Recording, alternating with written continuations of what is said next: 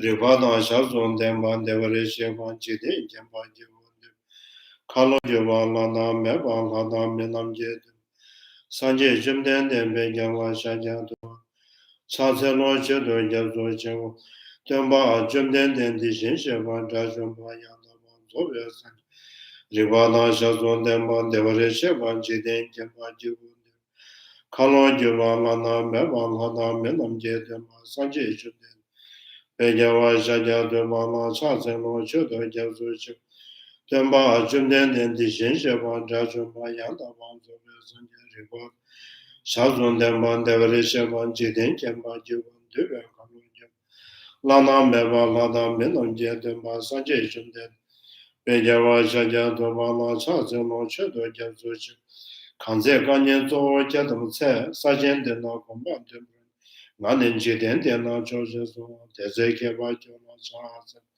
Namda Gunga Chodo Susanwa Yishi Jazu Sege Mambunja Chaban Jiden Sunama Mev Wambo Chonyi Jama Chahase Mo Chenjo Demba Chimian Davishe Sendon Jama Jama Chahase Luje Jela Seba Sumache Nyame Kejen Jama Chahase Gumadu Jeche Demba Tamje Kembe Demba Mo Sonam Yende Jazu Dijin Shala Chahase Mo Tabe Deja Chawa Ju Geweng Yazwan Deju Chedo Tanam Choju Wa Shinju Jala Chahase Mo Chene Chugan Lanya Lava Dala Rando Ne Shinga Damba Yende Gilyo Lanya Chahase Mo Dibachi Yamisha Shin Giwa Person Soba Rangi Simne Yonsu Dewa Dene Sanje Demba Yi Kama Ravi Yama Seba Chubrada Menam Mada Jenda Dishe Chanam Tetarita Sonam Diye Tamje Seba Yokoba Tamne Jinjan Tatu Gada Nada Chive Lodu Sibe Sonen Jovan Jovare Sho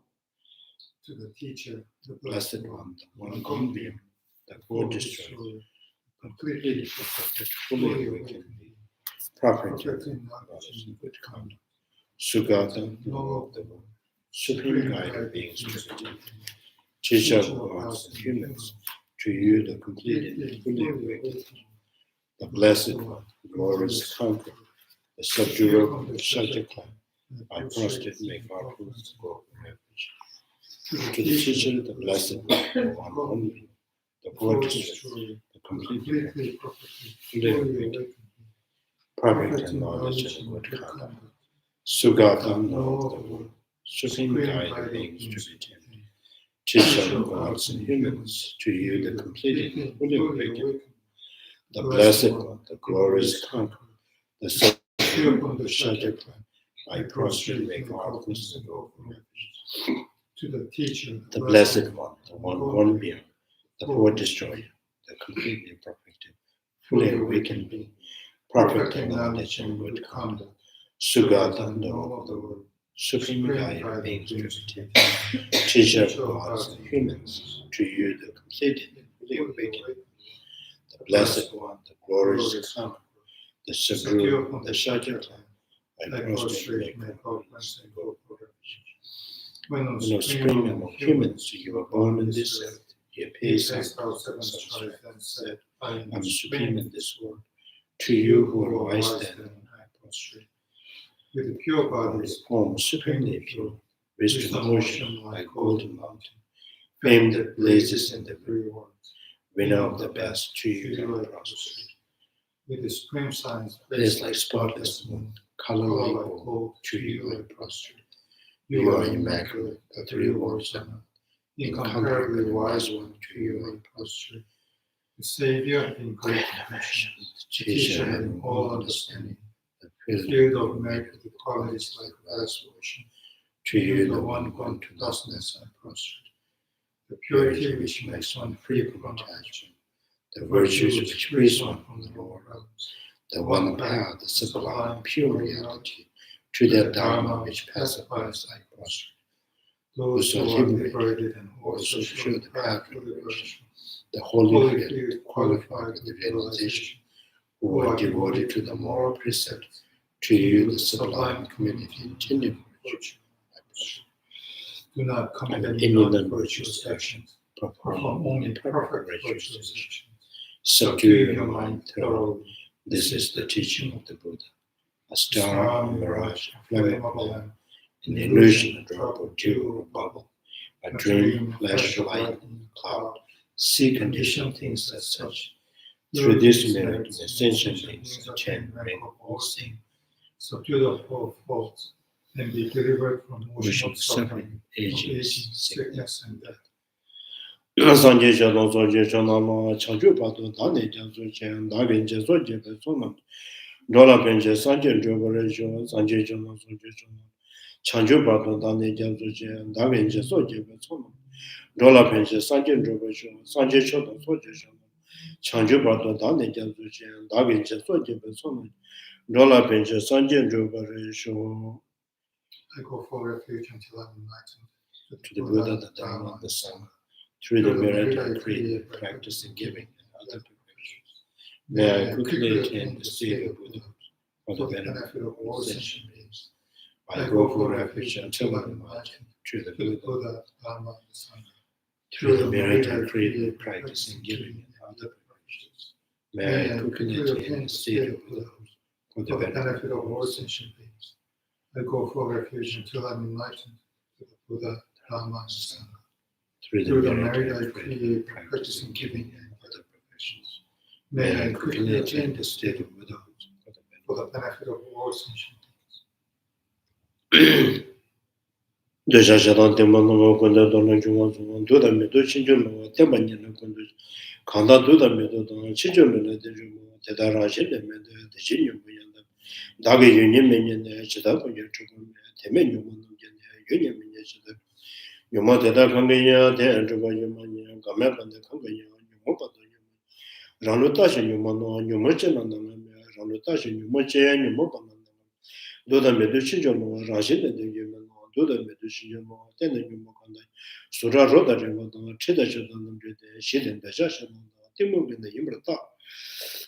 Sura Roda River, Chida Shadan, Bajid, Tizet from Jetabo, Major Melange, you make you want to Sunil water.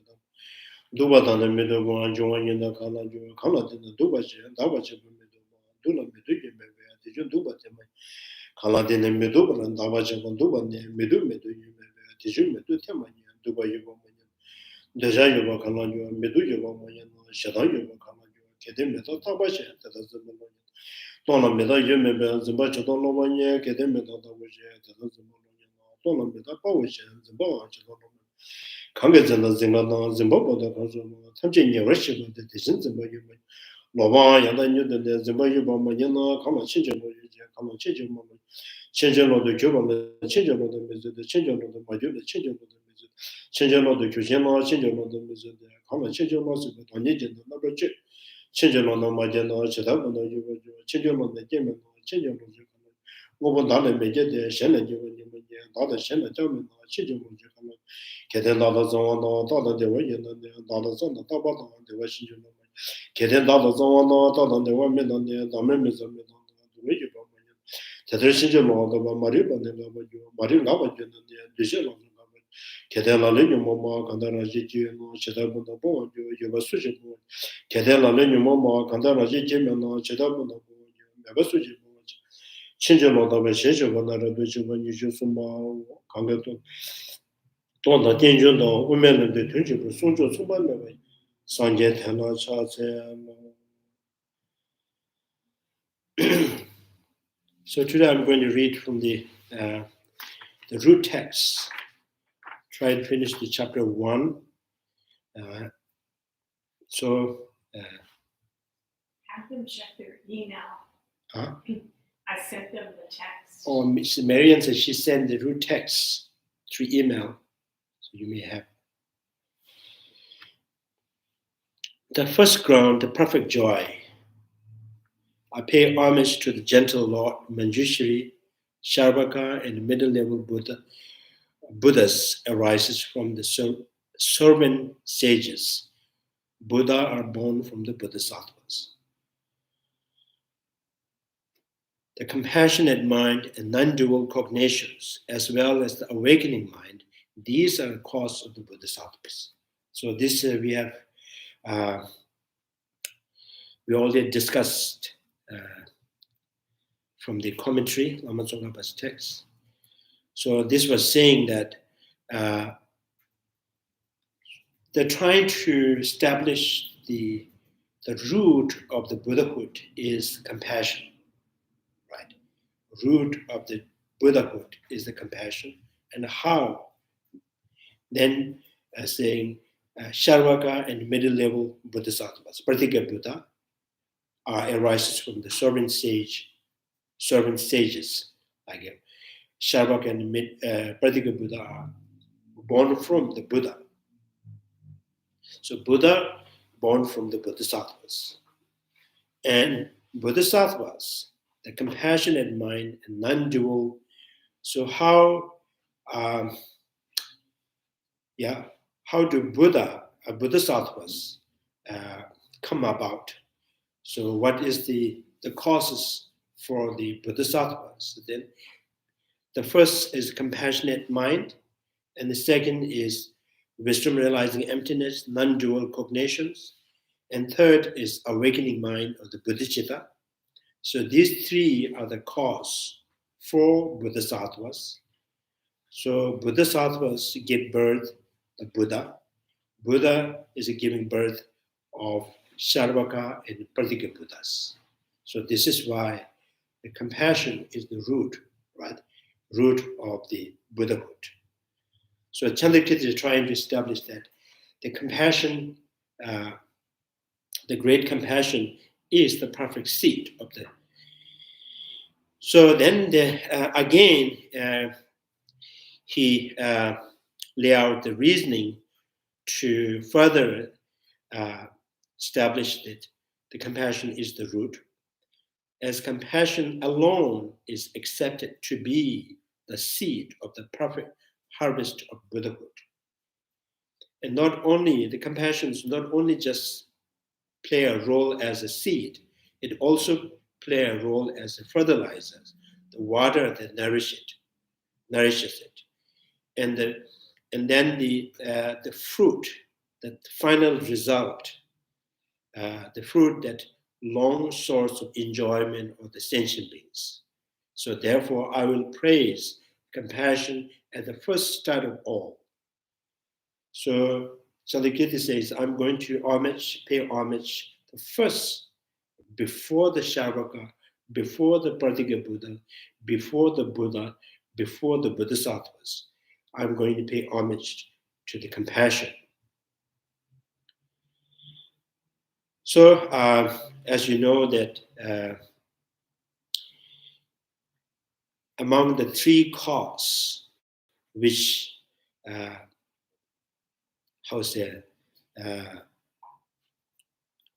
which makes someone as a bodhisattva are the compassion and non-dual cognitions and awakening mind.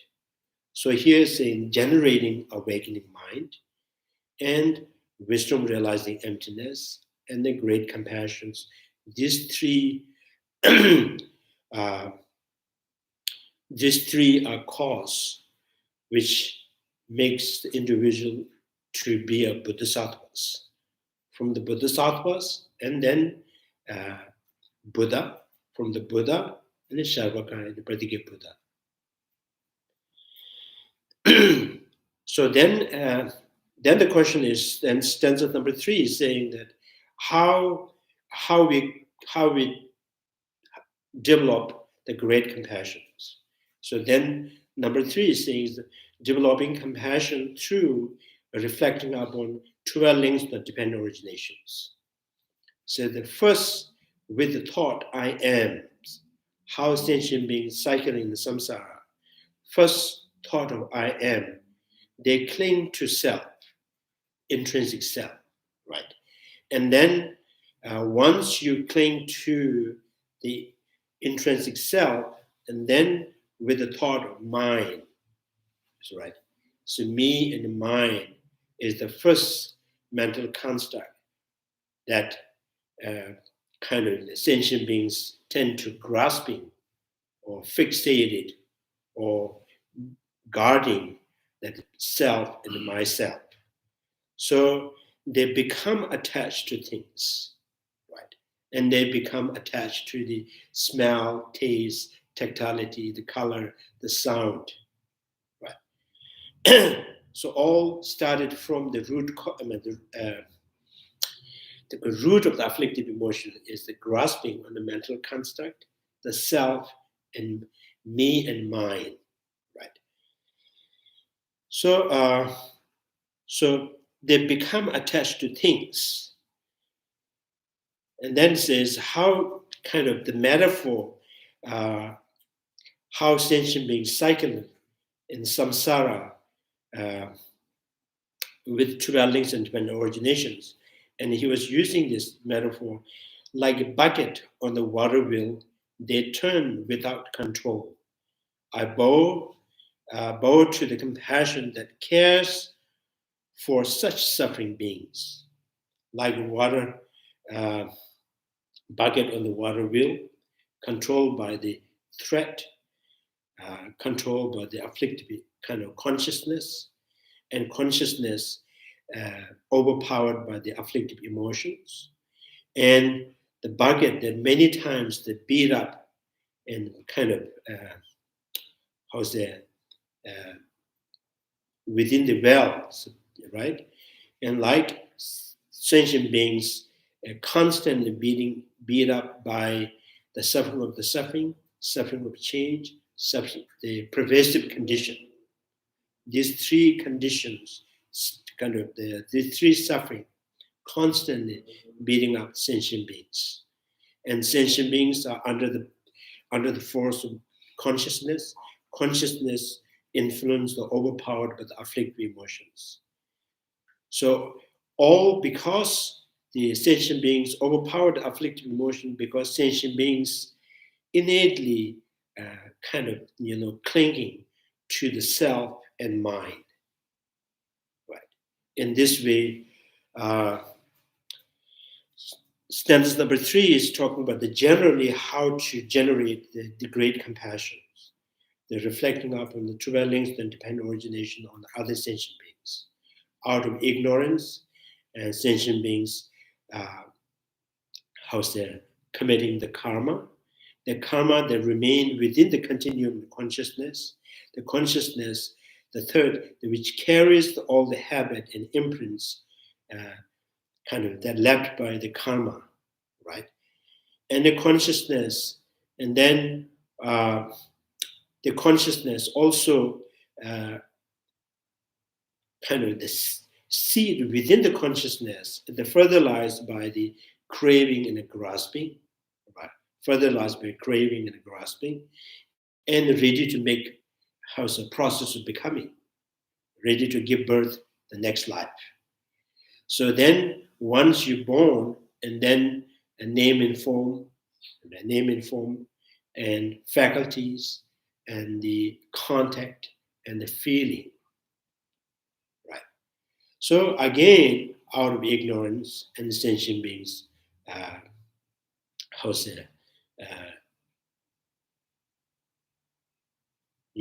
out of ignorance, sentient beings come into karma and then born again in the birth, aging, and death. So the 12 links and different originations, kind of the orders of the 12 links and different originations. One for the meditation, one the cause and effect. And for the meditations, first we think about how sentient beings cling to the self and mind, and out of that, the grasping on the self or I, and sentient beings say things, do things physically, all mentally, kind of mental activities, all become the karma. So that karma, once you commit it, karma then manifest, and that next moment, it will remain as a seed of the imprints within the consciousness. The consciousness carry that again, right? And then for the next life, and name and form, and then faculties, and the contact and the feeling. And so feeling that become the fuel to the craving, and craving kind of, further kind of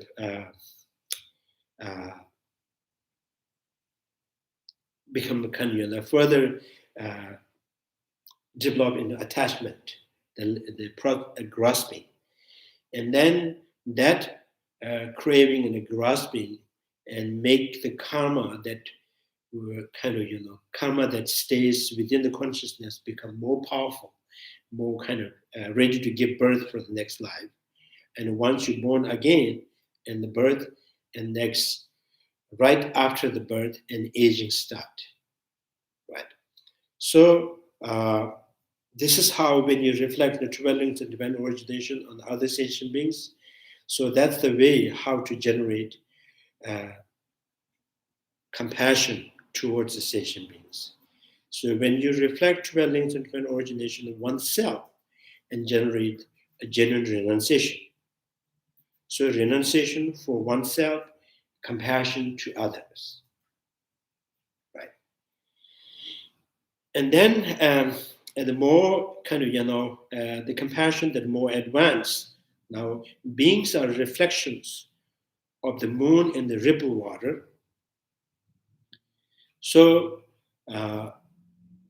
so this is talking about with kind of, with realization of impermanence and seeing the sentient beings kind of, minute by minute, hour by hour, and constantly beating up with three kind of suffering, right? Always changing the ripple water, the moon in the ripple water. And then the third compassion is seeing them as a fleeting, as devoid of intrinsic nature. The bodhisattva's mind fall under compassion's sway, yearning to set free every transmigrating beings. So then the third compassion is saying non-referential, right? Compassion. The second one's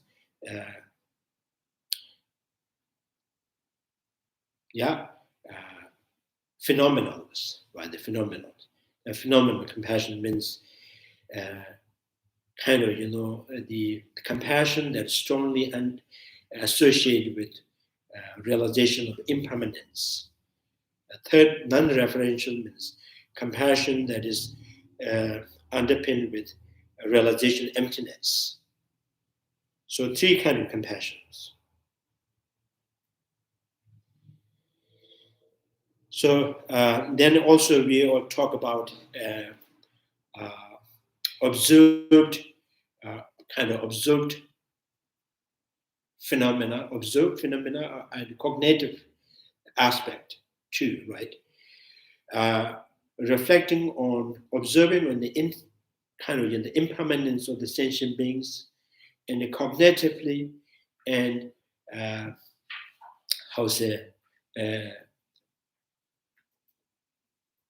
perceiving the image of the sentient beings, the cognitive aspect and observed phenomena, right? Observed object, two things. So, like seeing sentient beings impermanence, right? And no sentient being with each aggregates, no sentient being with each aggregates, the impermanence of the aggregates, right? So this is what observed object. So directly what you perceive is impermanence of the body, impermanence of the feeling, impermanence of the the impermanence of the body and consciousness, and directly. So the cognitive aspect is every time when you observe or engage in the impermanence of the body, and they reflect in your thought of sentient beings.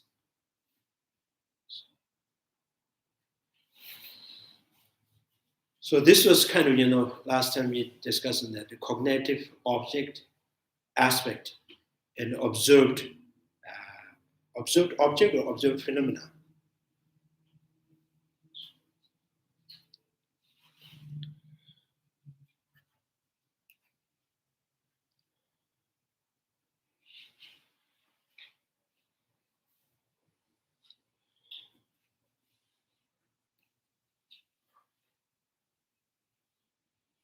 So the first compassion is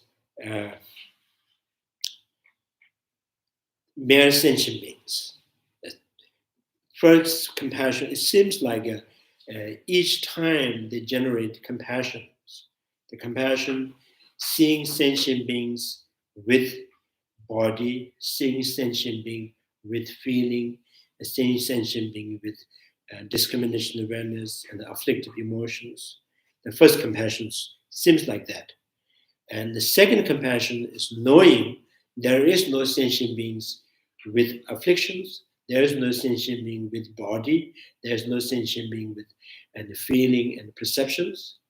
But so by reflecting on this impermanent changing of this physical and mind, and constantly in your thought, you have image of the sentient beings.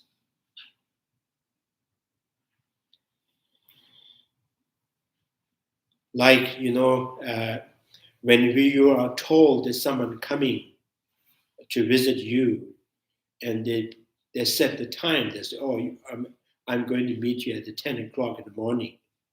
So each time when you look at the clock at 8 or 7 or 8, 9, 8:45, so you're directly what you're seeing is the time, right?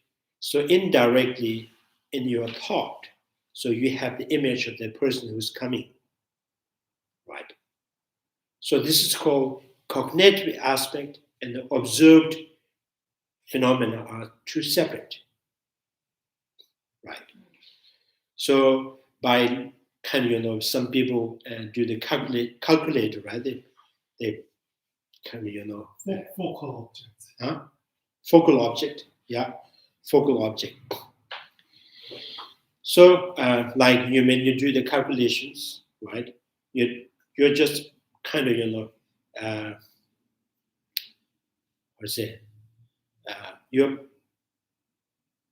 your finger is pointing a number. In your mind, you have a kind of, if you're thinking about the tax or you're thinking about the financials, the profit. So all in your mind is there's something else other than number, right?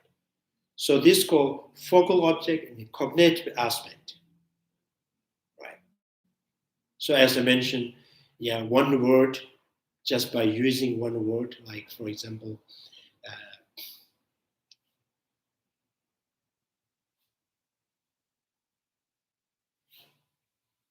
so words sometimes, one word, two persons when express kind of,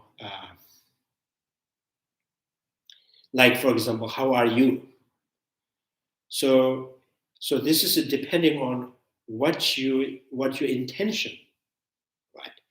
So if someone kind of yesterday and kind of annoyed you, make you upset, and then you say, how are you doing today?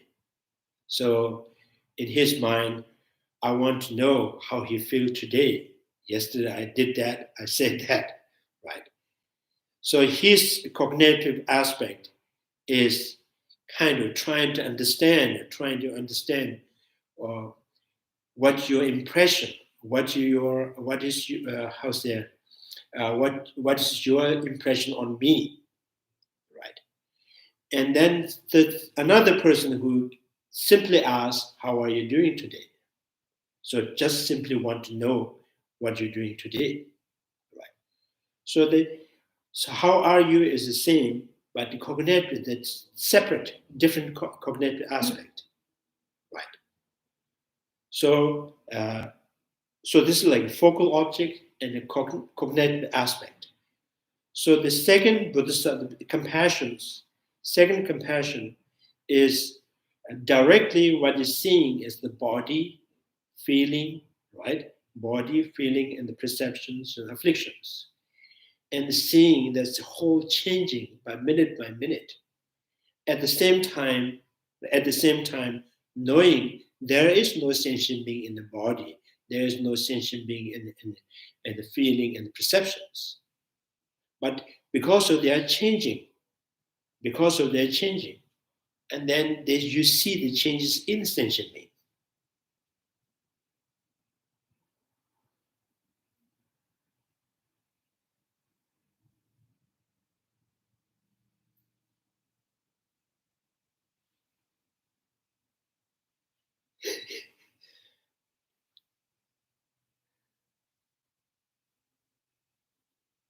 You want to say something, Larry? Yeah.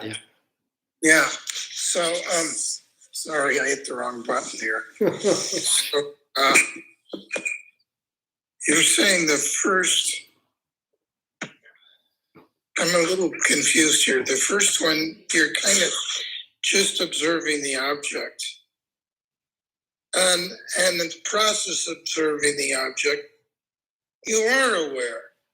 You are aware that their feelings are changing, aren't you? I mean, it's not really, a lot of times we look at the object and we don't interpret it. We just look. I think that's maybe what you mean by the first one. We just look at the object. And the second one, we're aware that this object is not solid, that is changing moment to moment, like the ripples in the water. And therefore, the first one, we may have tried to grasp on the object even. We're aware of the object, we're aware of the person's or our own body, sensations, feelings.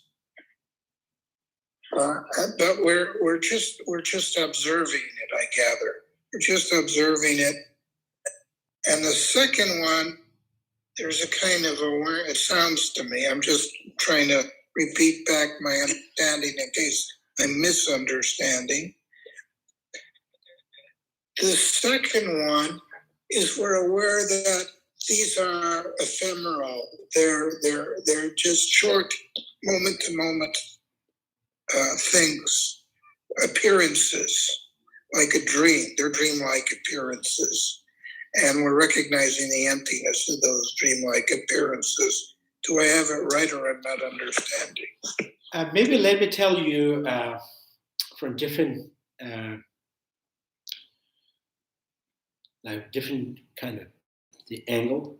For example, when we go to the temple, we see this Buddha's image, right?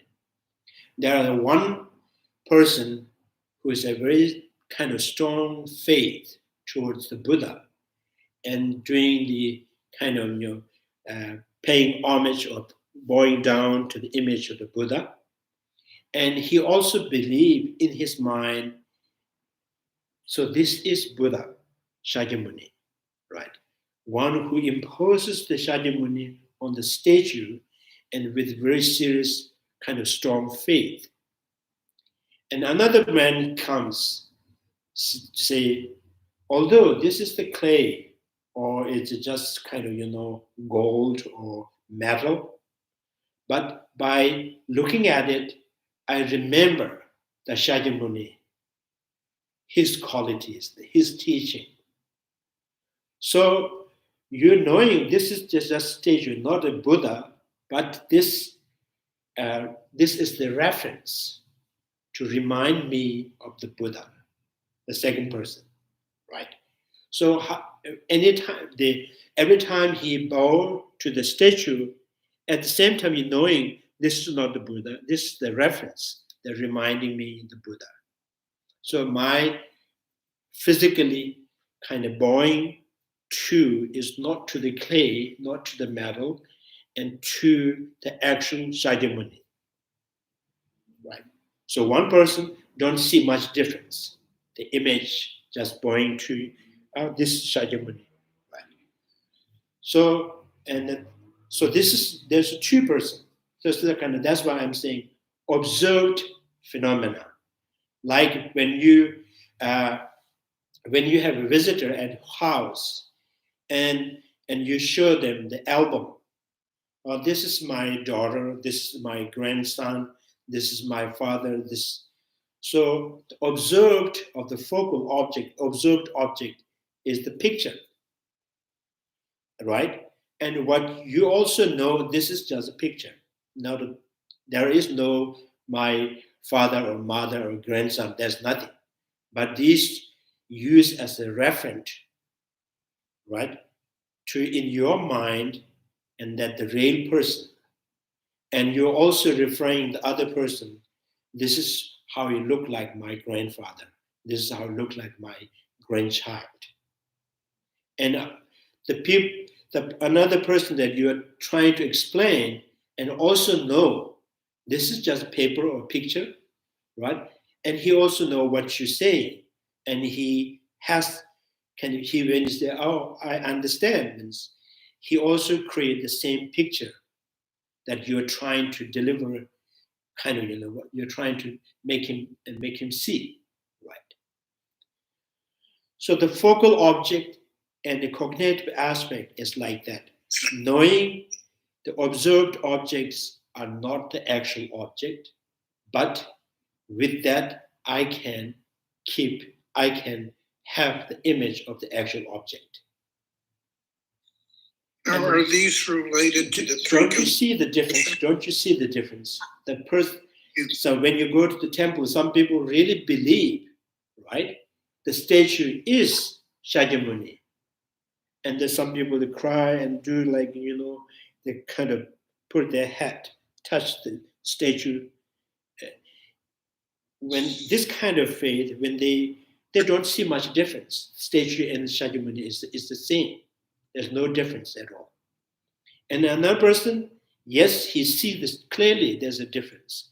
This is not the Buddha, but this is the reference. So I am paying homage to the real Shakyamuni Buddha. So I'm trying to make the difference here, trying to make clear the observed object and the cognitive, what's in your, what you're referring to and what you're using as a reference. So two separate phenomena.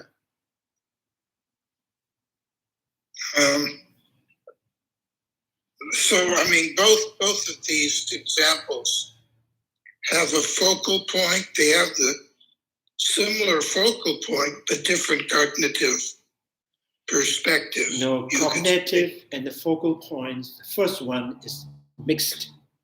There's no difference. The second, the person has the focal point and the cognitive aspect is a separate in his mind. So the first one, doesn't the first one also have a cognitive aspect that this is the Buddha? What he meant, the Buddha means to say, this is the Shakyamuni, right? This is the Shakyamuni. This is the Guru Rinpoche. This is the Thara. And some people really meant he mean that, right? Mm. And some people, this is like I'm just pointing at picture and then saying, this is my father, this is my mother. So for them, there's a big difference. Mm. Right. Now, do these have any relation? Before you were talking about the three compassions. Yeah. One was kind of body, feeling, so forth. The second one was empty of any substantial permanent existence. I forget the third one. But do these two cases have any relationship to these three kinds of compassion, or is it a separate subject? So I think most of the time in our emotional, the emotionals is conceptual thought, because our emotional is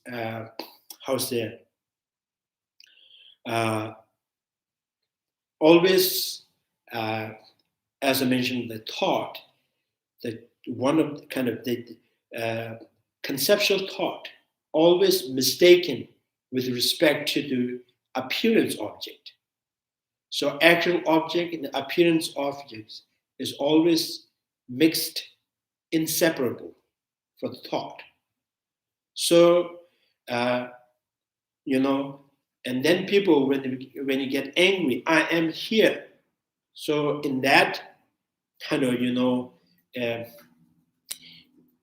the face of that kind of emotions, anger or attachment or pride or arrogance, and so wherever you point, you really see yourself. You see you exist with this body. And sometimes you say, oh, I'm very smart. So you really see yourself existing in your idea or the thought. Right. So, and then some people say, I'm very, very beautiful. I'm attractive. So they see they are existing with that, the kind of the attracted, the characteristic.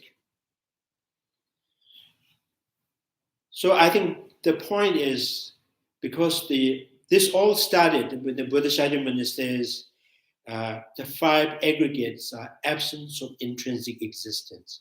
5 aggregates are devoid of self or I. 5 aggregates in the reality that devoid of self or I. But sentient beings tend to see the self in 5 aggregates.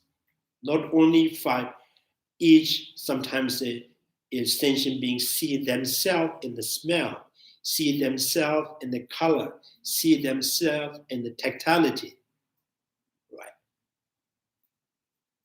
So in the similar, so then the first Bodhisattvas, when they contemplate or reflect on dwellings and divine originations, they also see the sentient being in each kind of dwellings, right? So they see the sentient being in the suffering of suffering. They see the sentient beings in the suffering of change. They see the sentient being in pervasive the condition. So with that, you can still generate the compassion towards sentient beings, although you have totally mistaken with respect to the appearance and the actual object. But you are able to generate the compassion. The second, second bodhisattvas, you have meditate, you have trained well in the mind that you understand the 5 aggregates are devoid of I, devoid of self. Although it's totally devoid of self or I, but reflecting up on the 5 aggregates, each time that you see all this, the characteristic in the body and the feeling, also you are characterizing on the self. Although self is not there, right? Just changing in the body. So, this sentient beings changing with suffering of suffering, and the changing, seeing the changes in the suffering of change, and you also see this suffering of change is with the sentient being.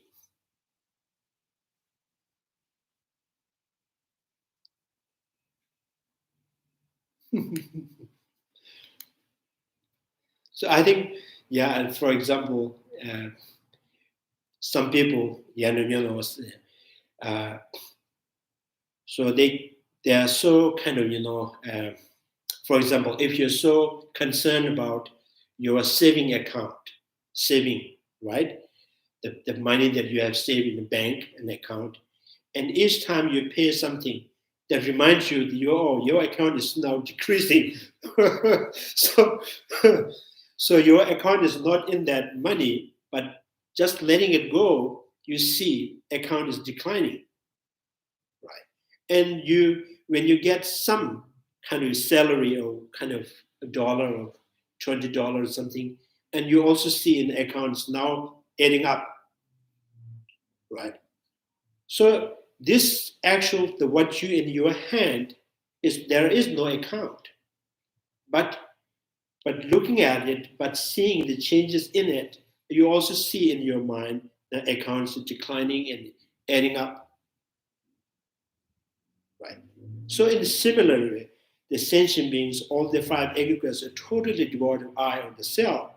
But whenever you see the changes in the aggregate, you also see the changes in the self or I. So that's why it's making a separate observed kind of object or focal object and the cognitive aspect. So I think this is why we always have a conversation when we have a conversation with people, and we keep saying what you meant, what you mean, what you mean. So sometimes you don't really understand, right, what he meant through his words. And you're trying to make sure this is, I'm understanding what he's saying. So the cognitive aspect and the focal object are what you're seeing directly and what you meant in your thought. It's 2 different things. So the people as the sentient beings who are totally kind of under the emotional, they don't see this difference, right?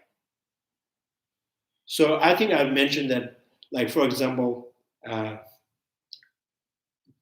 I think Chandrakirti or the Buddha Palita is saying that this is like, for example, when you go to the temple, there's Shiva, Lord Shiva, and the Vishnu statue, right? Lord Shiva and Vishnu. They're saying the 2 men kind of went to the temple, go inside the temple, and the Vishnu, one person says, pointing at the Vishnu, they say, oh, this is the Lord Shiva. And the other person says, no, this is not Lord Shiva, this is the Vishnu. Other one with snake. And so that is the Shiva. And they kind of argue. So then they kind of decide to ask the third person. And if third person says that, because you both are wrong, there is no Lord Shiva, there's no Vishnu, just a statue. Right? So he is also right in his kind of, right? Because there's a statue of the Lord Shiva and there's a statue of the Lord Vishnu. And they both are not Lord Shiva, not Vishnu. So now what you need to know is, so what you meant is that both people arguing is not arguing on statue is Shiva or not. So they are both arguing Shiva is look like this, and the other says Shiva is not look like that. Right? So third person would say, yes, they're supposed to say the kind of the statue with how's that? Yeah, the snake on neck is the Shiva, and the statue with what's it? Will. Krishna is huh? Prayer wheel or? No, there's no prayer wheel. There's a weapon. Lord Vishnu hold that the ring, kind of, that. So, and you had the third person has to say the statue with the kind of the snake on the neck is the Shiva. So that they are trying to understand an cognitive aspect, not the focal object. So the cognitive aspect can be found through the reference, the focal object.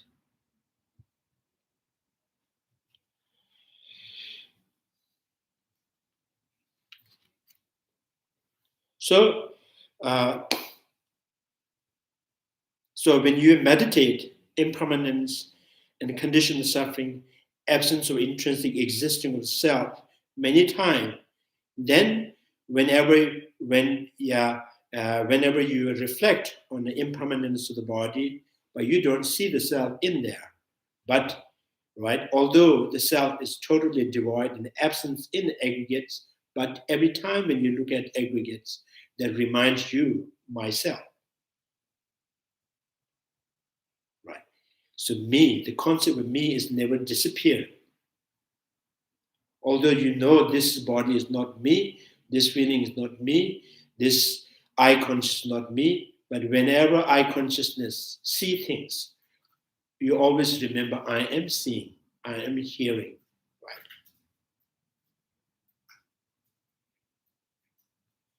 So, yeah, the focal object and the cognitive aspect.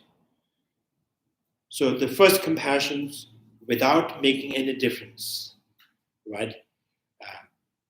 Focal object in the cognitive aspect, inseparable. And with that, you're generating compassion. And the second, knowing the kind of, the entity of the self or I is, although it is totally absent in aggregates, but changes of the aggregates is the sign of changing me. Right. So with that, the second compassion is like that. The third compassions and kind of, third compassion is just simply objectively, analyzing on the sentient being, right? So then the sentient beings exist like a reflection of the moon in the water, right? Is totally devoid the existence of itself. The sentient beings never exist in and of itself, right? In and of itself, by knowing the sentient beings not exist in and of itself, but constantly in your thought, the sentient beings is existing conventionally. So could they like a reflection in our mind from the focal object,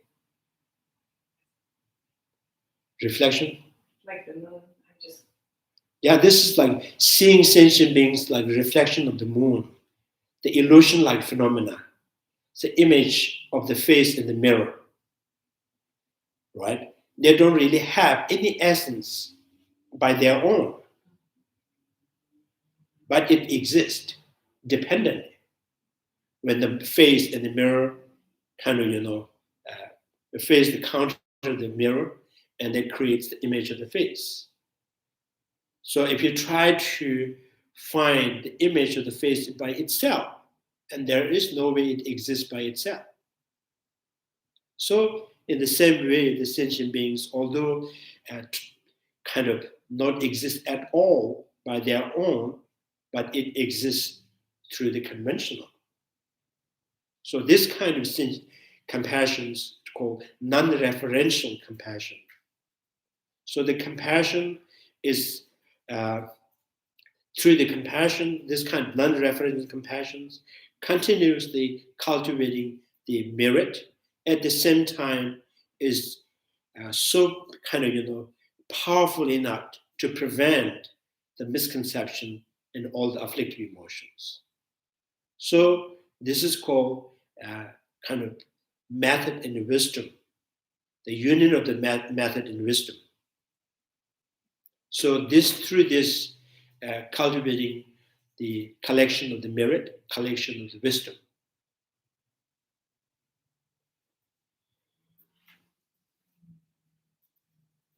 So in the Chandrakirti also mentioned like the first compassion, right? The first compassion, how many times you just kind of trying to improve that compassion, there's always possibility of kind of, generating attachment, anger, jealousies, because this compassion is not strong enough to prevent negative emotions.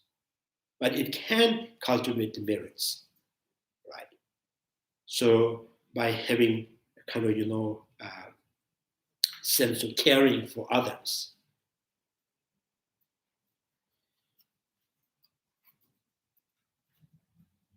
So the mother compassion towards the child, father compassion towards his child. So then these compassions, the further compassions towards the child, and the kind of, there's almost like maybe 70% attachment, 30% love. So it's the kind of like that, right? So this idea was mentioned, the attachment is like a business deal. So because you have, you love someone or something, right? Because you believe there's some benefit from it, right? As long as there's beneficial from that, and you kind of so you are willing to kind of expand or extend your compassion or love towards that. So when the reactions, there is a benefit. When you see there's no benefit at all, and you are ready to give it up. So this is kind of ordinary love and compassion. Now Bodhisattvas compassions, and by reflecting dwellings and dependent originations, although they reflect dwelling dependent originations, but still the referent object, and the cognitive aspects and being mixed together. So it kind of weakened the mind, therefore not enough antidote to prevent the afflictive emotions. And the second compassion has enough antidote to prevent the attachment and anger. The third compassion itself is antidote for the afflictive emotion. Itself is the method or cultivate the kind of the merits.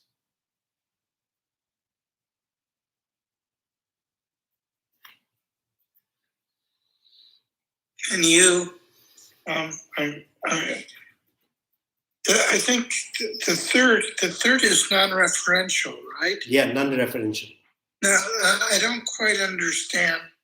I'm not quite clear yet on the second. Apparently, it's a bit better than the first. Yeah. But why is it better than the first? What I'm not quite getting. Why is it better than the first? So first, kind of, this is like, the faith, right? Having faith in the statue of the Buddha, right? Seeing no difference from the Buddha Shakyamuni himself. So that is the first compassion. Shakyamuni and the statue is no difference, right? And the second compassion, statue is kind of, out of kind of metals or clay, knowing this is not the Buddha, but whenever you look at, whenever you kind of look at the statue, they keep reminding the qualities of the Buddha, right? Yeah. So ordinary, I think every day in the ordinary perceptions and the perspective, when we say I am, so you mean that you exist, with body, right?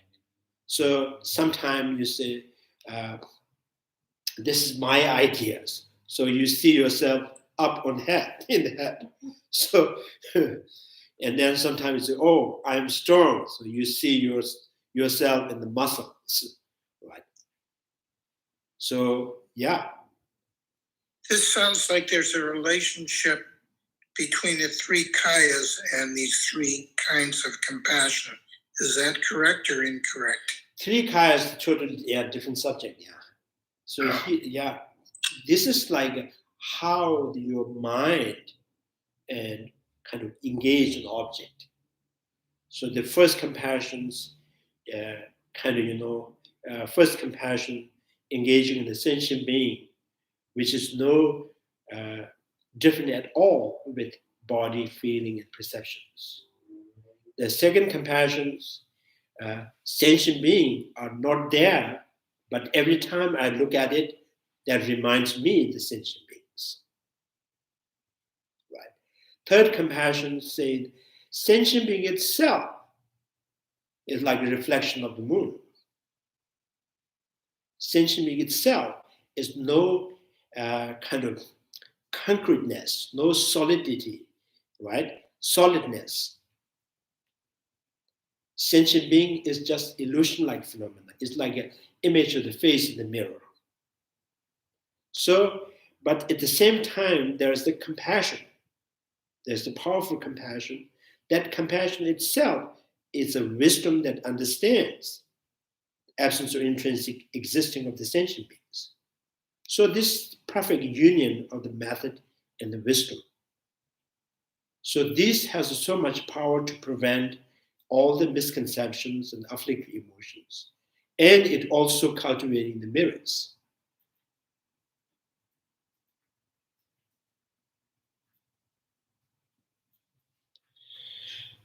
So beings are like this stanza number 4, mentioning the two kind of compassions. Beings are like a reflection of the moon in the ripple waters. So that's the second compassion. And seeing them as fleeting, as devoid of intrinsic nature. So that's the third non-referential compassion. The Bodhisattva's mind fall under the compassion sway, yearning to set free every transmigrating beings. So, three kind of compassion, and three kind of ordinary perceptions, ordinary perspective. We see ourselves with body, with feeling, with taste, with tactility, with the mental factors. And then when we meditate, when you contemplate again and again the impermanence and the condition of suffering, and then we tend to see, oh, I do not exist in there. I'm not inherent with body. I'm not inherent with feeling, right? I'm not inherent with my taste and the tactilities and the colors, and all of them.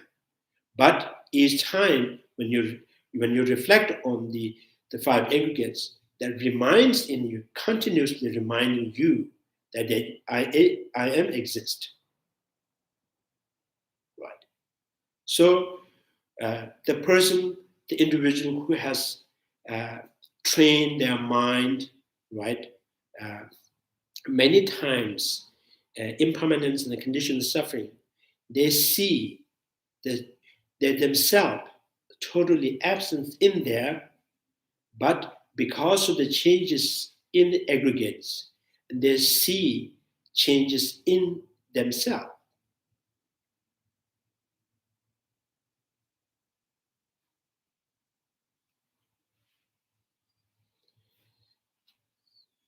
So I think that can, a little bit you have to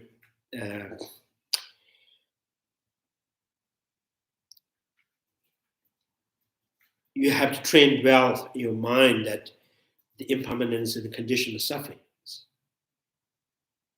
But the second compassion, the sentient beings is something that's, although it's not there, but it exists. It's not like a reflection of the moon. It exists by itself. The third compassion is sentient being is totally devoid of intrinsic nature. Sentient being, existing with the sentient being, existing with the reflection of the face in the mirror, existing, the reflection of the moon and the water are exactly the same. No difference at all. The reflection of the moon exists. The image of the face exists in the mirror, and sentient beings are exactly the same.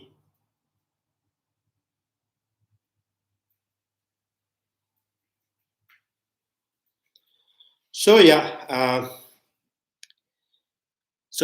that's number 4. Through the intense dedications, Samadhi prayers, he abide in perfect joy. This is called the first ground. From that point on, having attained this ground, he is held by named bodhisattvas alone. So now, this is number 5 is talking about the first noble bodhisattva's path. So this bodhisattvas, through the training of compassions, through the generating awakening mind, perfecting awakening mind, compassions, wisdom realizing emptiness, and now they become the noble bodhisattvas. So once the individual become noble bodhisattvas, noble on the path of noble beings, noble wisdoms, and then they gain perfect joys. The first is the tremendous joy there. So joy that by perfecting among the 6 perfections, perfecting the generosity. So perfecting the generosity means totally, get rid of clinging towards the self, supremacy, on the view of self, totally get rid of it. So then there is perfect joy. That's the source of a perfect generosity. So opposite of generosity, right? The generous is what do you call it? Huh? Miserliness. Miserliness means you don't get very much. You hold on to your things. You're kind of like it's stingy. Stingy is more like in the material things, right? Miserliness. So it's kind of the opposite of the generosity is there's a fixations, strong guarding or the fixation on me and mine. So when you get rid of that, and that's the perfecting generosity. So the first noble being was able to get rid of that supremacy of the me and myself, the view of myself. So then there is the tremendous perfect joy there. So out of that joy, and they dedicate, like some of the Bhadra's prayers, and the strong wishes for for sentient beings. So this is what I call perfect joy. So because they are able to get rid of the root of the miserliness. The root of the miserliness is clinging towards the self and mind. Right. So through the intense dedication, some of the brother prayers, he abide in perfect joy. And this called the first ground. From that point on, having attained this ground, he is held by the name of the Bodhisattva. So from that on, he got the title of the ultimate bodhisattvas, ultimate noble beings, ultimate bodhisattvas.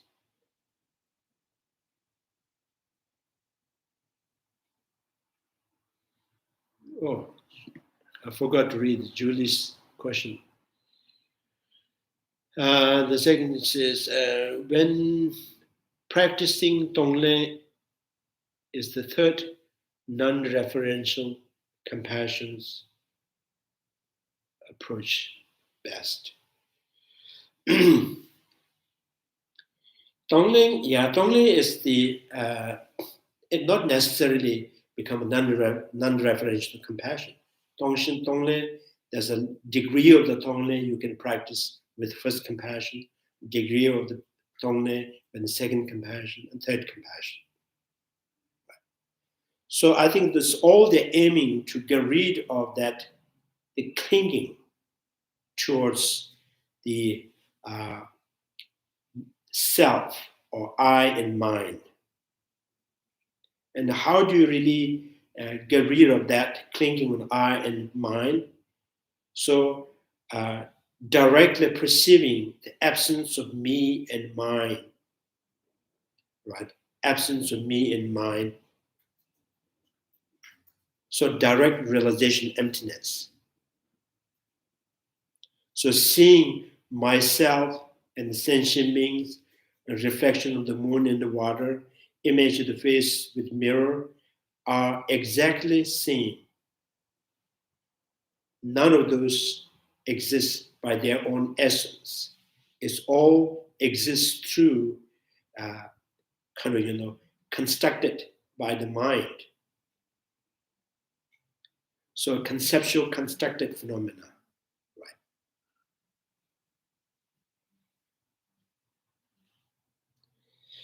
So then number 6 saying that, and what are the qualities when you reach the first noble being? Yeah. He is born into the lineage of the Tathagata as well. He has utterly purged 3 binding factors. Such a bodhisattvas uphold the state of supreme joy and has the power to shake 100 walls. So, and then what other qualities is, once the individual, the bodhisattvas, have entered in a noble path, so then there's a certainty to becoming the Buddha. He gains certainty, right? There's a certainty. It's not like a hopefully attaining Buddha. It's for sure he will attain the bodhisattvas, the lineage of the Tathagata as well. So never returning back to the ordinary path or ordinary perceptions. And that because of he has utterly purged 3 binding factors. So 3 binding factors and the supremacy view on self and then the kind of what do you call doubting, rather, having kind of like ambiguity in the possibility of the liberation. So that seed has totally ceased. And then kind of supremacy and what do you call behave and attitude that driven by the kind of supremacy view on self. So these 3 binding factors has totally ceased, totally ends at the point of noble path. So that makes him noble bodhisattvas.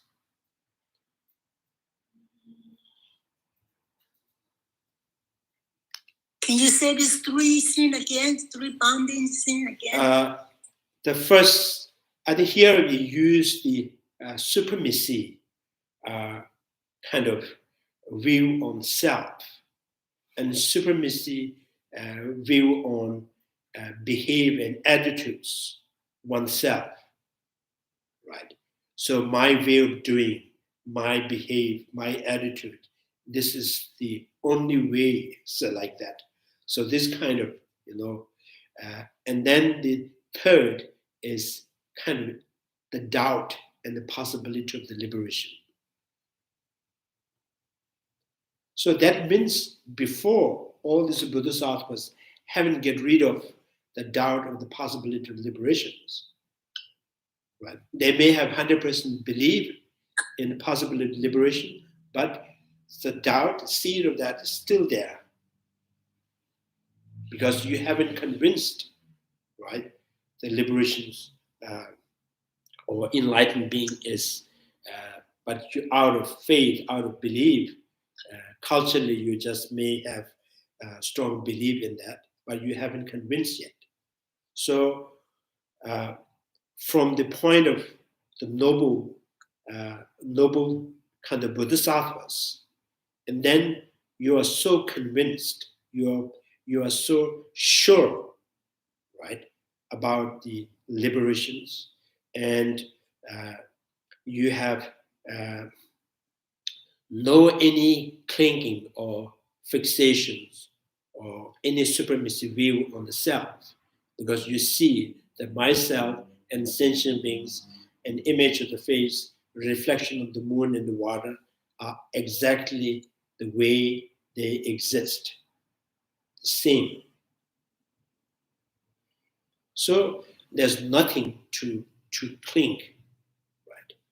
So that is kind of getting rid of the seed of the miserliness. I didn't get quite the distinction between the first and the second. There's the first like sense of me and mine and solidity of self, and the second is the kind of solidity of my view as superior. I didn't quite get that distinction. And yeah, this is called Tushu Chonzin. In Tibetan, Tushu is kind of like behave or attitude that drive from what you believe in your mind, right? So one of the grosser example in the old time, people believe in creators, the God, right? And then they believe the way to see the God is to please Him. By pleasing Him, this is the only way to you to attain or you to go to the heaven. So with that view and your attitude comes. So what you do to please, and then you listen someone's kind of, suggestions or recommendations. Then in all time there's people, I think the worst thing is the people try to suicide, jump on the kind of Triton, yeah. Lord Shiva's, he holds and people when they jump and they die, this thing, now they will directly go to the heaven, right? Or some people and kind of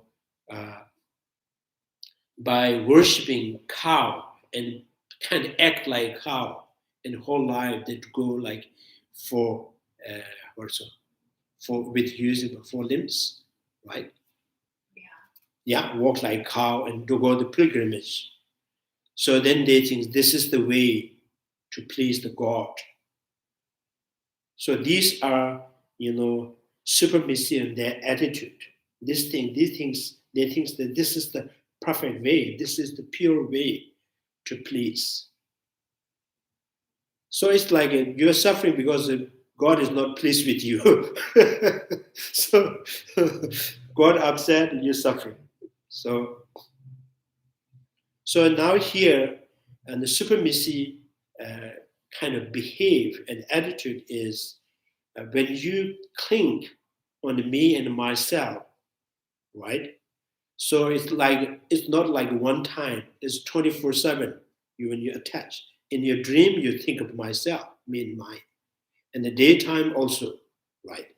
So there is no single minute that you let it go of that, the solidity or concreteness of self, me and mine. So anything, the attitude that comes with that view, drive from. So this is called tushu. Right. And then you think this is the way, my way is the perfect. There is no mistake. There's no, no wrong. So the mental attitude or the physical attitude that drive by the clinging on me and myself, right, are the supremacy and the will and the kind of attitude, yeah.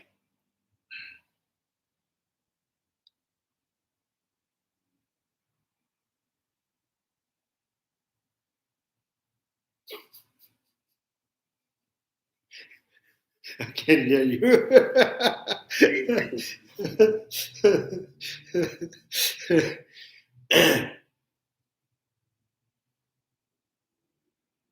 Any questions?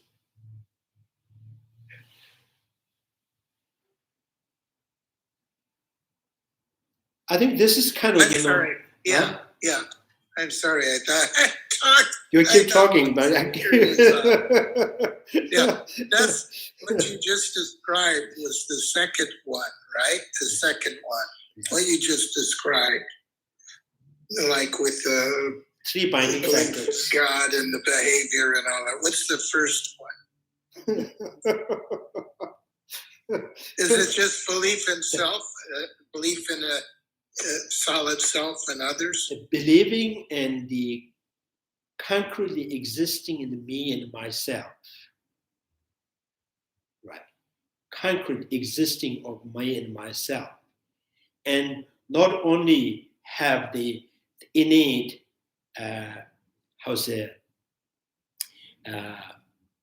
concept. It's just you are overly kind of believe that this is the supposed to be existing, me and myself, right, is a solid and concrete existence. So anything that an attitude that behave comes from that, and you also believe this is the right way, right? And that really kind of, blocks the seed, the possibility of the liberations. So that the seed, the doubt on the possibility of liberations. Because you're going on the wrong directions to see yourself liberations. Right. So I think this is,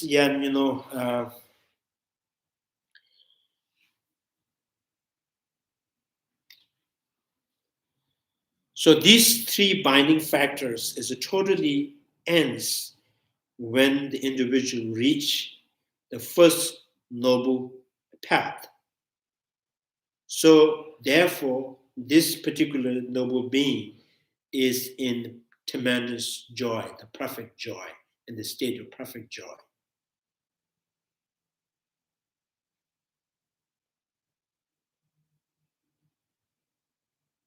So you can also say he is totally confused because he has nothing to cling on, me and mine. So, so here, the suffering and discomfort, I think what Chandrakirti kind of,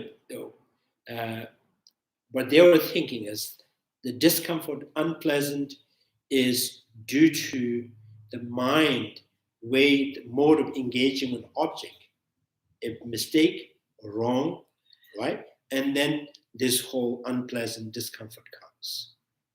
If you let your mind see the things as it is, and there is no cause of suffering. This is the way to free mind, right, from the suffering.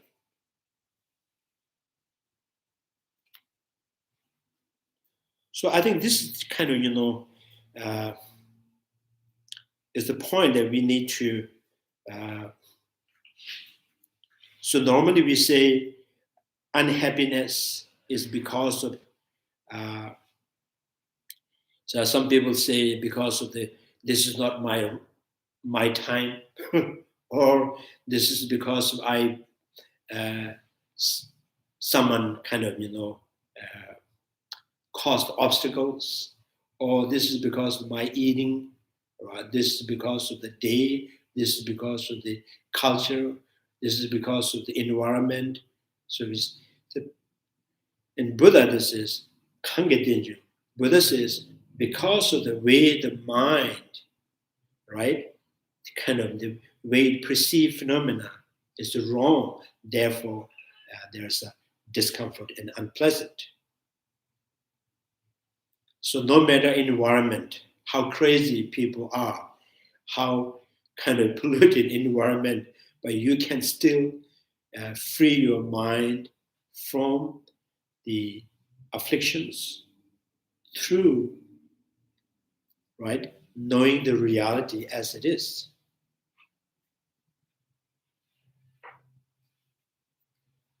So those bodhisattvas also, some of the bodhisattvas, the dedication this is, they want to go in the hell realm in order for kind of set free many sentient beings.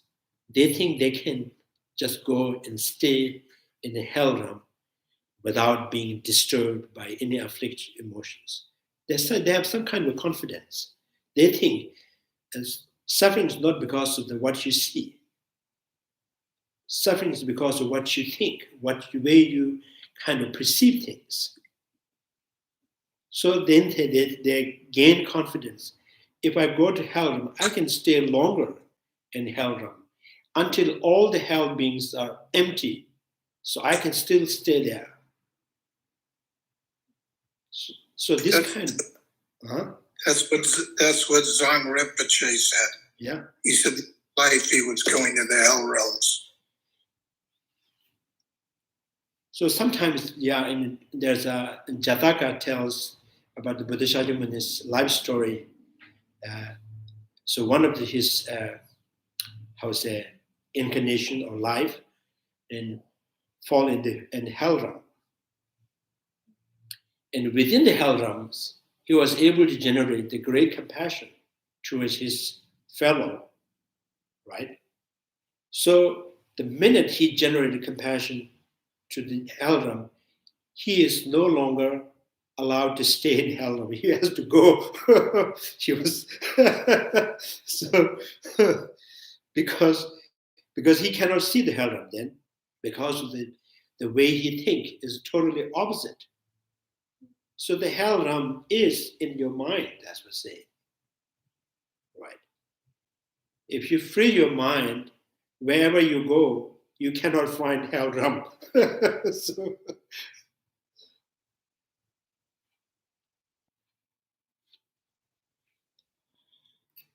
So Shantideva also mentioned if there's the hell realm, physically there's some kind of located somewhere, and then hell, the fire in hell. Who started the fire? Who brings the lighter to make the fires?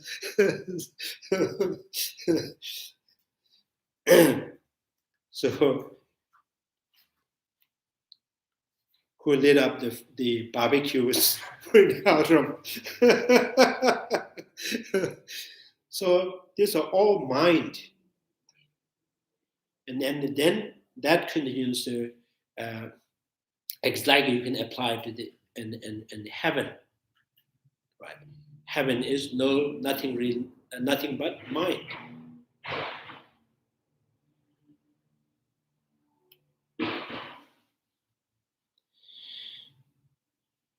So so this one the utterly purge the three binding factors. Such bodhisattvas uphold the state of supreme joy and has the power to shake 100 walls. So there's sometimes this kind of,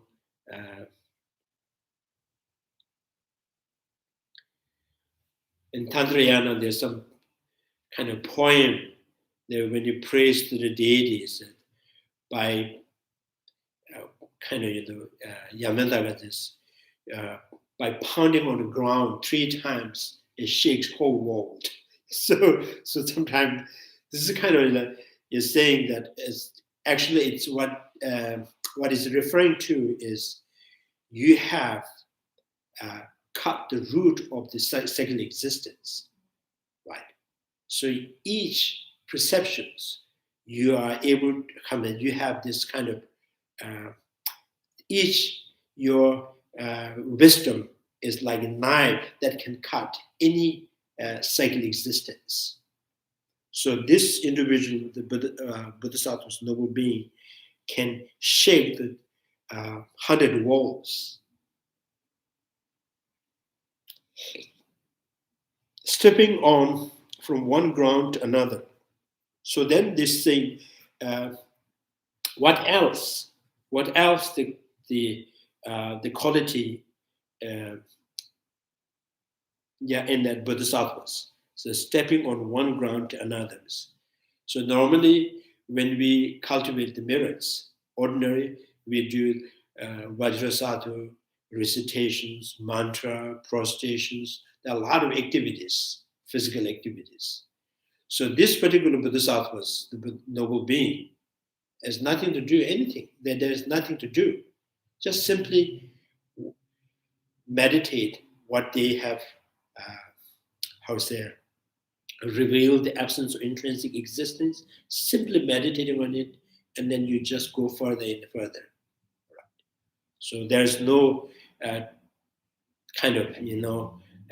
there's no require any kind of effort or any physical activities. Stepping on one ground to another, he travels perfectly to the higher ones. At that point, the path to all lower realms are blocked for him. So because he has get rid of the seat, right? Get rid of this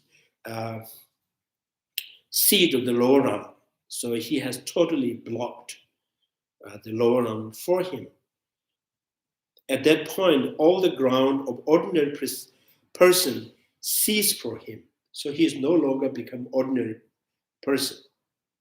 So ordinary person means bodhisattvas, ordinary person is path of preparation and the path of accumulations. So he is no longer the ordinary person. He is noble being. Cease for him. He is described clearly in the terms akin to the 8 aryas.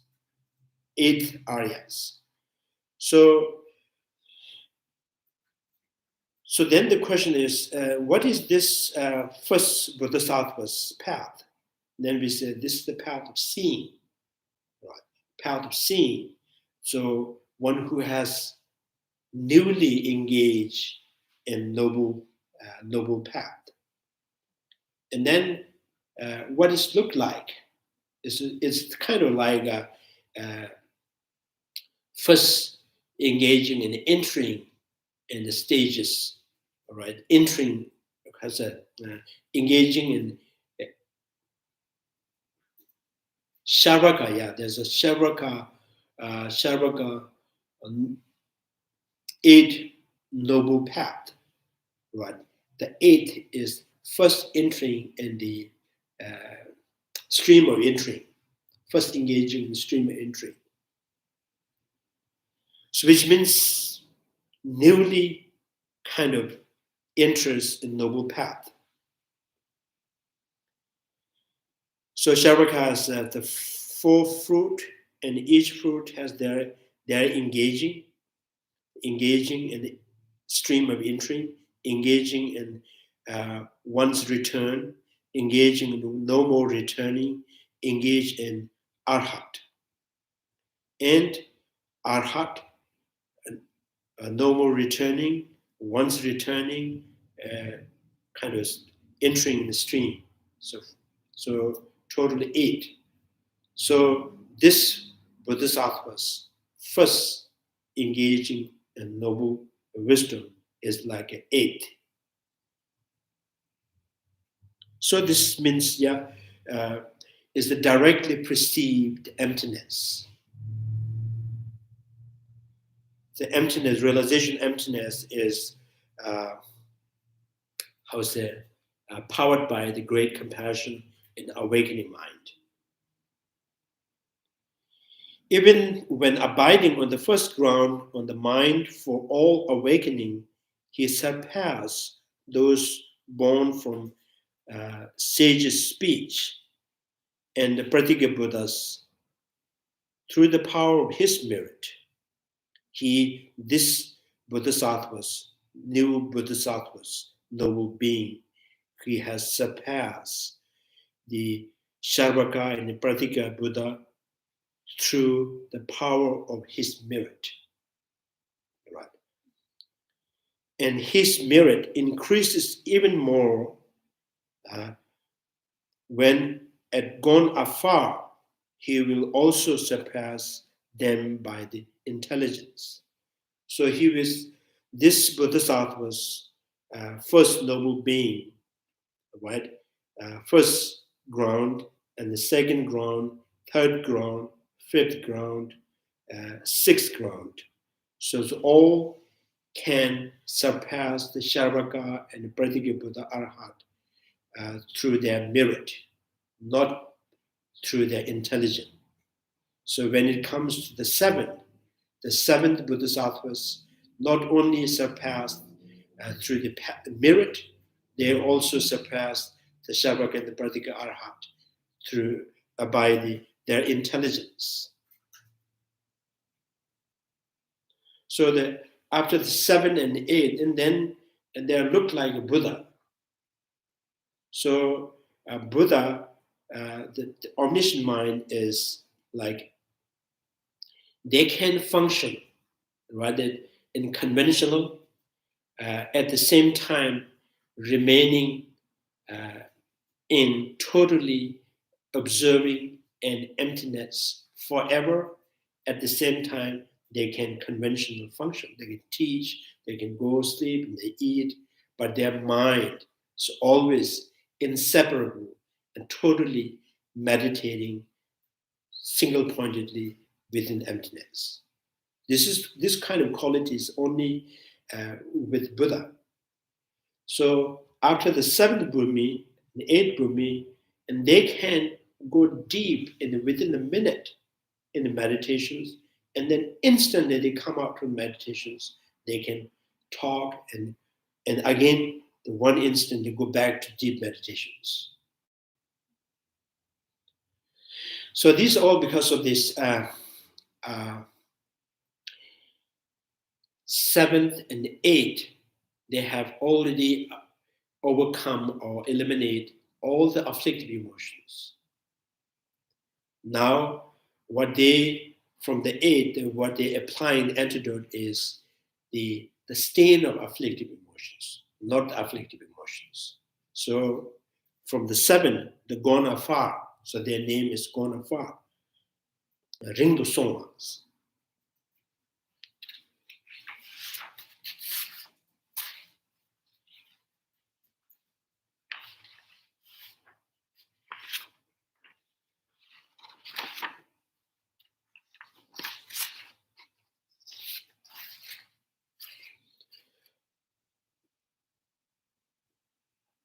And then at this point, the cause of full awakening, the perfection of the generosity will become preeminent, committed to giving away even his very flesh.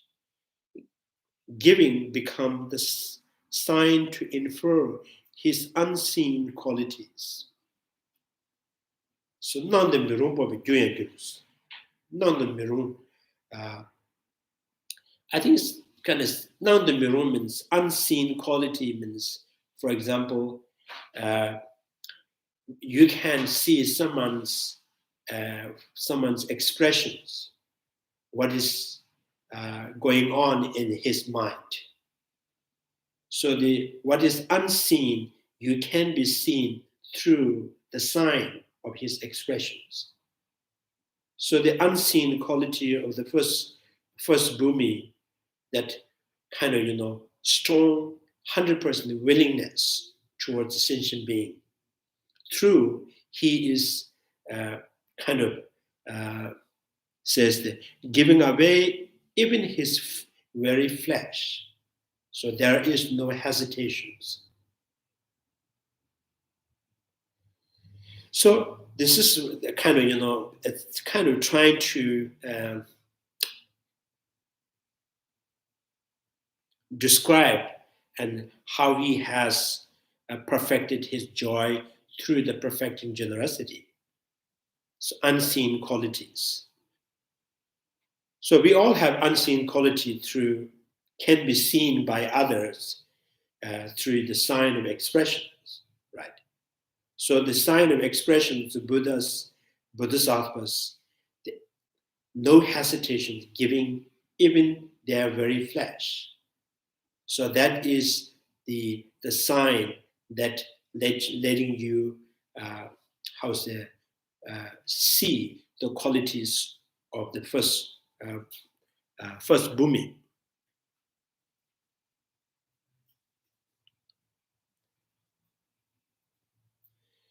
And then they're saying that now number 9, and then why among the 6 perfections, first perfection of generosity, he has perfected generosity.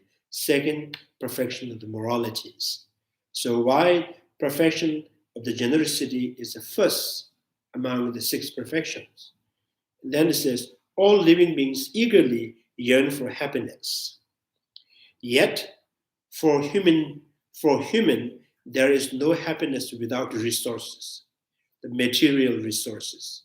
In turn, come about from generosity. Knowing this, Buddha spoke on generosity first. So the 6 perfections, first Buddha says generosity is the first.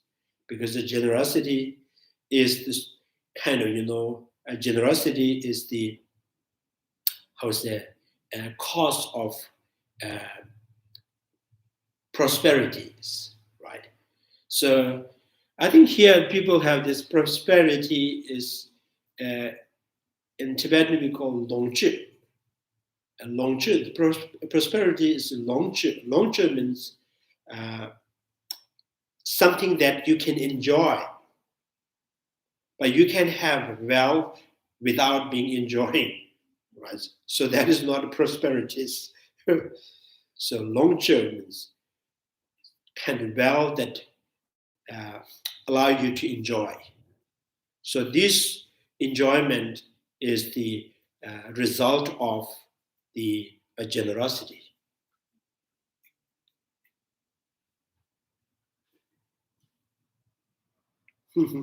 So the wealth in the bank they don't enjoy. So, but this wealth is keep increasing. It's not prosperities. You're saying it's not longzhi. It's not right.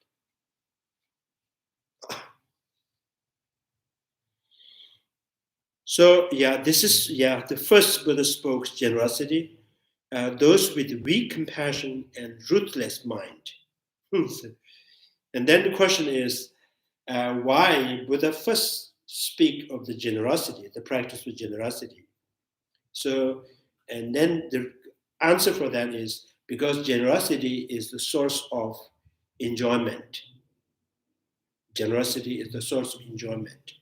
So that's why Buddha first spoke on the generosity.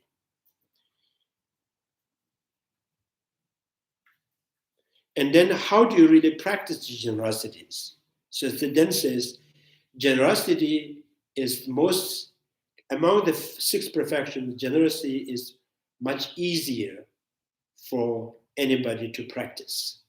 So it even says, even someone who is weak compassion, no compassion, and ruthless mind, but who seek their own welfare with enthusiasm. Even for them, the wealth they desire will come from the generosity, a cause that reveal the suffering.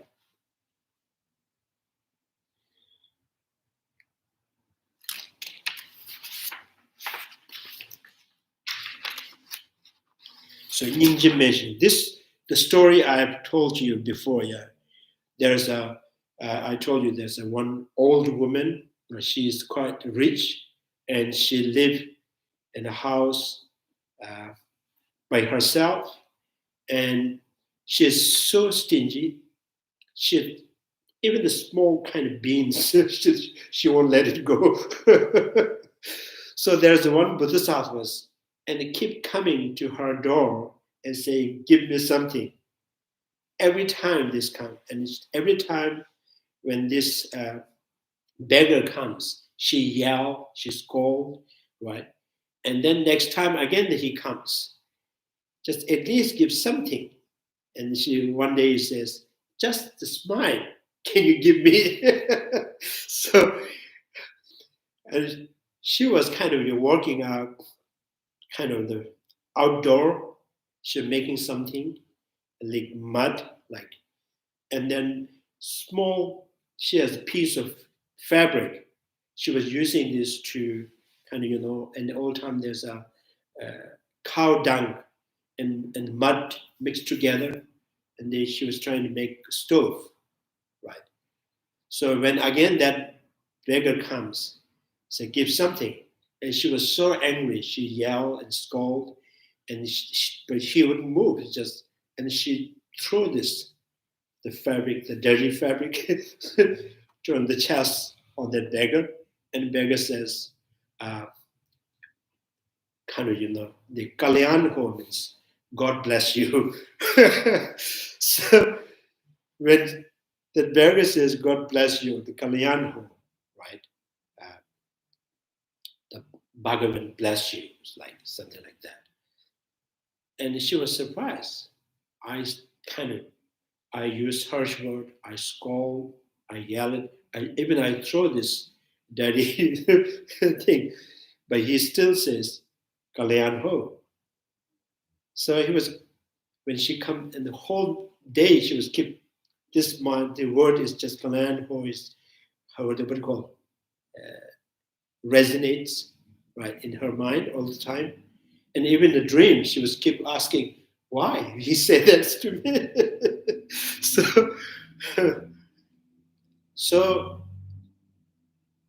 So then there's and this is the Bhagavan, Ved Puran story. And this beggar is the, very devoted to the Lord Vishnu. So he went back to his ashram, and he just washed that fabric, make it very clean and dried up, and make the wig, and he offered the light for the Lord Vishnu and pray for her. In the dream of the old lady, the Lord Vishnu came, said, so because of this man, the beggar, and you have, you have overcome many negative karma. Now you will be very happy. And next morning, she has pretty much changed her mind. She's more kind of calm and looks way more happier. And then, so anytime the beggar comes, and she will just, at least she smiled. So she kind of progressed, and she become better and better, and all the neighbors become very friendly to her. She lived kind of happier. And then the Lord Vishnu and Lord Vishnu's wife. So why she get this kind of benefit? Because she hasn't done anything, any good. And Lord Vishnu says, "Do you know the definition of the generosity is letting it go. She has let it go. So Lord Vishnu says she did that generosity because she let go of the fabric, the piece of the fabric. She never attached to that, right? So the kind of generosity here is saying without being attached, letting go is the kind of, the purpose of the generosity. So she did the so this is why they're saying that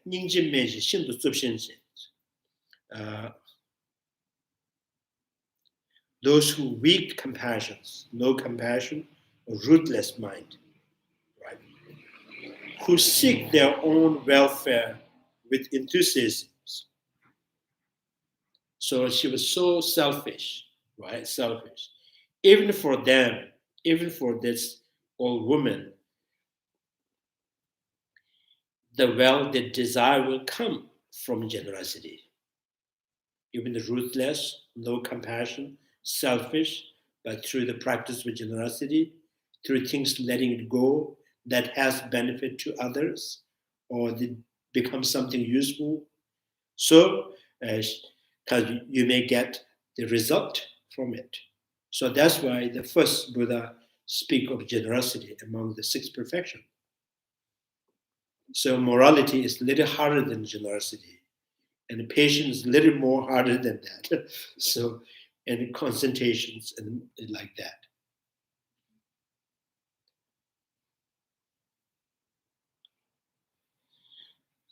So,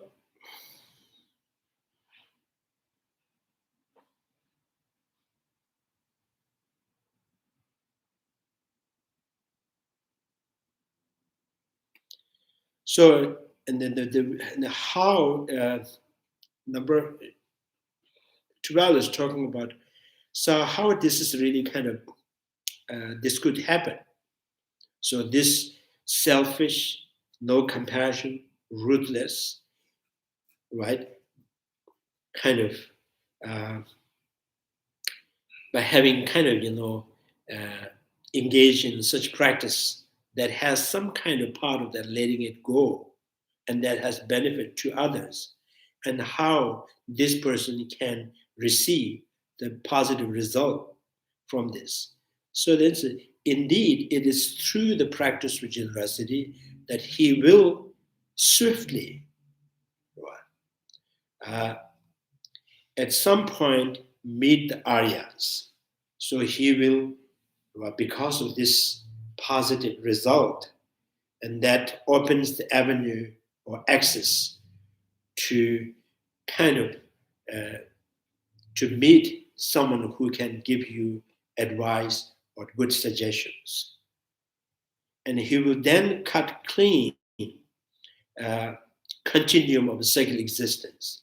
So if you follow these suggestions and advice, and you may be able to cut the continuum, the cycle existence, you may able to successfully ending the cyclic existence. And as a result, he will journey to the state of peace. So then the continues the opening, kind of new access, and then the individual may kind of reach the liberation. So this talking, this is kind of in this trying to suggest that generosity can open everything, right?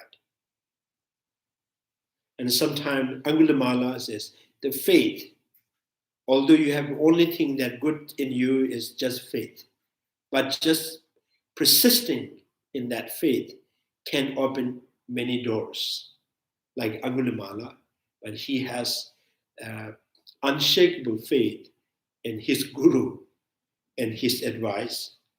And by following that, and he killed many people, but he never kind of weakened his faith. So that's allowed him to see the Buddha.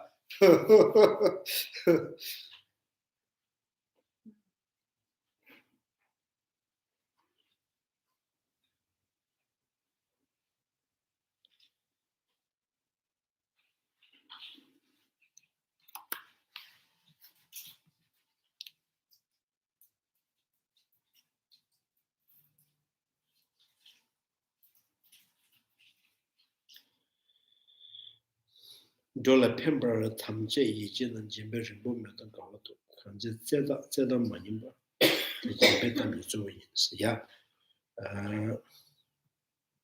Those who keep in mind their pledge to help sentient beings without much delay attain joy through their generosity, since it is for both compassionate and one who is not. This discourse on generosity is primary. So is them. So here's saying just one generosity.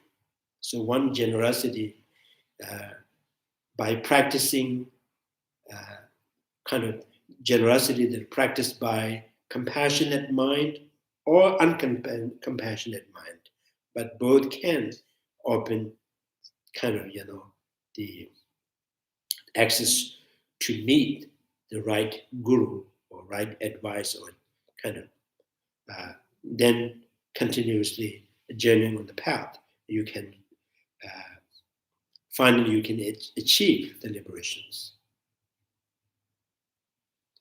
So the easiest the practice is the generosity. So in that case, generosity means letting it go.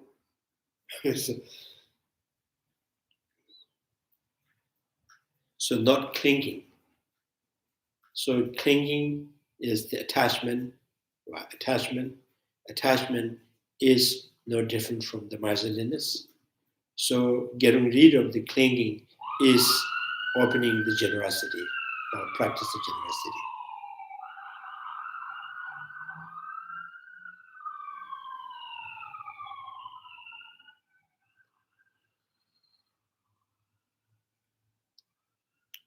Yeah.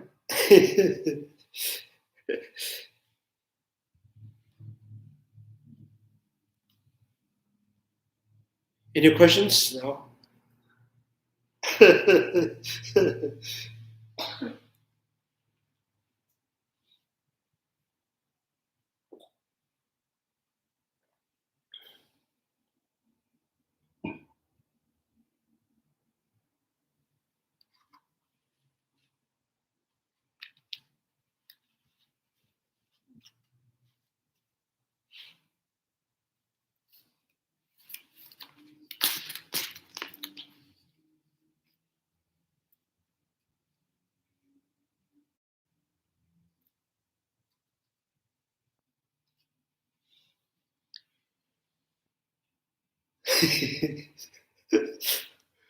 May has a question, but she can't think of it.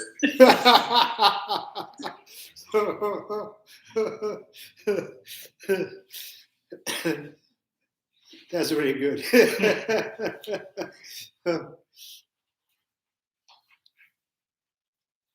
Okay then. Mañjuśrī Rinpoche, Mañjuśrī Jeju, Jeva Nyamba, Meva Nyamba, Konde Pevarshu, Tonye Tawa Rinpoche, Mañjuśrī Jeju, Jeva Nyamba, Meva Nyamba, Konde Pevarshu, Pama Simjen Tamjen, Dedan Denju, Ngendro Tamje Tato Tonga, Mañjuśrī Makana Sujube, Deda Gunju, Monom Jujuruji, Karara Vego, Shimazu, Pendante Wama, Juve, Jerez and Watinzin Jatuji, Shaba Sede Badu Denjuruji. Next, let's just put in mind, they both have no decline, increase or make suspicious mind realizing emptiness, not their horizon. May the falling have no decline, increase or due to all these merits, may all falling manifestation and all happiness, and may all lower burdens be empty forever. Wherever they are bodhisattvas, may all their prayers be accomplished immediately. In the sacred land surrounded by snow mountains, you are the source of all benefit and happiness. More powerful Chandrakirti leaders, remain in this world until samsara ends. Thank you.